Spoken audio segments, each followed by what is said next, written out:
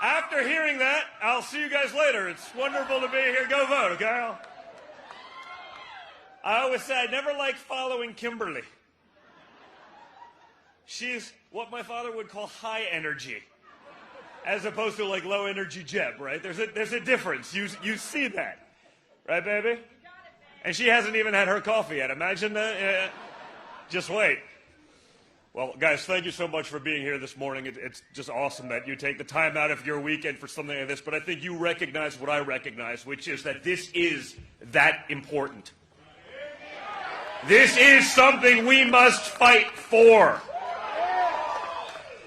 We did an event last night on the other side of the state with David, and I literally landed from Alaska. By the way, the weather's about the same right now. What the hell is going on? I figured this was going to be something, Georgia, sweet, it'll be warm. Turns out I was wrong. But I literally left Alaska. I was out there on sort of one of those, hunts that you put off 12 times and then finally you just had to go. Is a little father-son thing that I do annually, so it's supposed to be a little bit early season, so you end up in Alaska in mid-December. Sort of similar to this, but with 50-mile-an-hour winds. But it was amazing. But I came back from that just for these events, to make sure that people understand what is at stake. Obviously, the senator hit the points really well, but think about what control of the Senate would mean.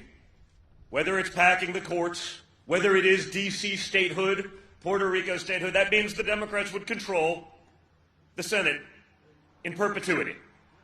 Okay? They'd have a permanent blocking right on anything. They'd be able to, with a packed court, eliminate your Second Amendment, because as we all know, activist judges don't exactly care about the definition of shall not be infringed. That doesn't mean anything to them. It means whatever their political whim wants at the time. And we've seen that. You see the commentary from people who I imagine people in Georgia would look at as rather radical, although when I look at the two Democrat senators that are running right now, I say, man, it's hard to believe. To me, on paper, they would be the most radical senators in the United States Senate, and both of them are from Georgia. No, but think of what that means. Think of what that means for the country.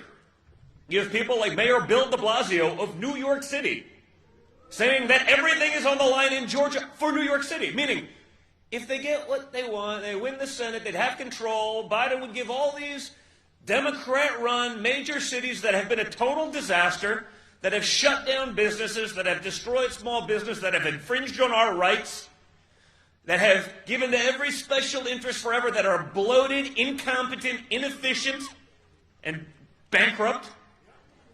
This is their lifeline. Your taxpayer dollars. Your families, your farms. They want that to fund their bloat, their incompetence. He's saying it out loud. The other comment I saw from him, I guess it was this morning, just scrolling through Twitter on the way over here. No, it really is. I don't mean to mince words. It's about a redistribution of wealth. So if you've been working your entire life, trying to live your American dream, they want to take that to give it to someone else.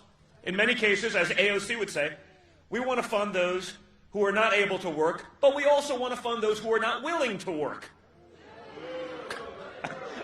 No, but guys, you hear this stuff over and over, and I'm like, did they really just say that? If they did it once, you'd say maybe it was a slip of a tongue. They're saying it out loud, folks.